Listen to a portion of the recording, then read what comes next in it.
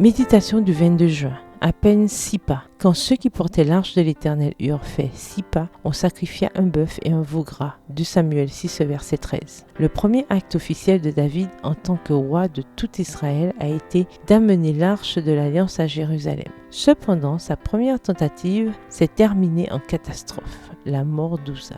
David a alors décidé de laisser l'arche chez Obed-Édom, un lévite. Durant les 3 mois où l'arche y a séjourné, David a eu le temps de réfléchir à ce qui était arrivé et de chercher le moyen de transporter l'arche. Dans sa seconde tentative, il a obéi aux instructions de Dieu, demandant que les lévites portent l'arche sur leurs épaules. Alors, la Bible nous dit: quand ceux qui portaient l'arche de l'Éternel eurent fait 6 pas, on sacrifia un bœuf et un veau gras. 2 Samuel 6, verset 13. À peine la procession commencée, David s'est arrêté pour rendre grâce. Il n'a pas attendu d'arriver à Jérusalem ou d'être à mi-chemin. À peine les Lévites avaient-ils fait 6 pas qu'il s'est arrêté pour honorer Dieu. Certains commentateurs bibliques croient que David a offert un sacrifice tous les 6 pas, pendant tout le trajet vers Jérusalem. D'autres pensent que les pas représentent une distance, c'est-à-dire que David offrait un sacrifice à certains points du trajet. Même s'il n'y a pas de consensus sur cette question, il est clair que David a montré sa reconnaissance tout au long du chemin. Comment pouvons-nous nous arrêter pour remercier tout au long du chemin? Quels sont les 6 pas dans votre quotidien après lesquels vous pourriez vous souvenir de la bonté de Dieu? Mon ami a un ami des rappels sur son portable pour s'arrêter pour prier tout au long de la journée. Quand l'alarme sonne, elle fait une petite pause de quelques secondes pour prier et remercier Dieu.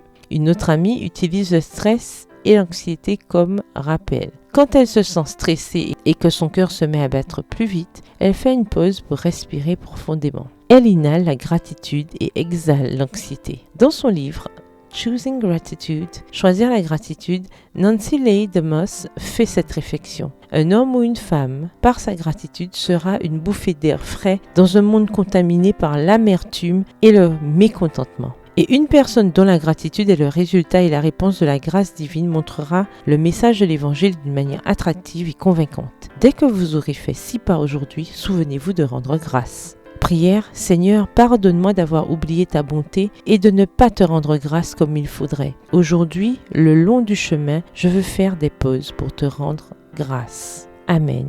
Bonne journée, que l'Éternel vous bénisse.